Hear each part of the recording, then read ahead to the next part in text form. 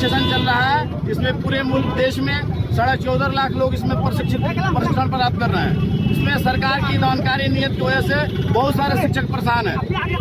First year में भी बहुत सारे शिक्षक लोग एग्जाम दिया और उसमें बहुत सारे लोग एग्जाम देने के बाद भी अनुपस्थित कर दिया गया और बहुत लोगों का थ्योरी का नंबर DMA में और DMA का नंबर थ्योरी में कर दिया गया। उसके बाद हम लोग NIS रीजनल सेंटर का संपर्क किए। यहाँ पे कोई सर्कुलेशन नहीं है, कोई नियमावली नहीं है कि मतलब रीवैल्यूएशन के लिए कोई रूल रेगुलेशन हमारे क्या नहीं है। फिर हम लोग उसके बाद आकर के चुन्नू प्रसाद सिंह से बात की, परमप्रीत सिंह से बात की, जो डायरेक्टर है आके रीजनल सेंटर के।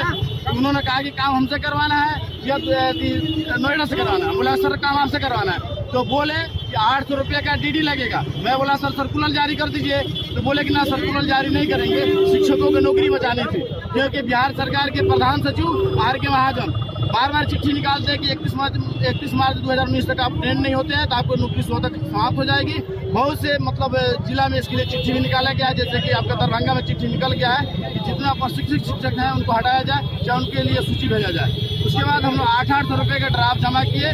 200 से ज़्यादा लोगों का ड्राफ्ट मैं खुद जमा करवाया, मैं खुद उसमें जमा किया था। मुझको खुद फेल किया गया था, इसलिए कि मैं NIS में केस किया हूँ। 9638 केस संख्या है मेरा, इसलिए मुझको फेल कर दिया गया। मैं खुद भी बहुत अच्छा से लिखा था, फेल कर दिया गया। दोबारा एग्जाम दिया और जो 200 लोगों का मैंने आपको ड्राफ्ट दिलवाया था उसमें 2 महीना पहले मैं चेक किया तो पैसा नहीं निकाला गया है और ड्राफ्ट हमारे पास मतलब वापस भी नहीं किया गया।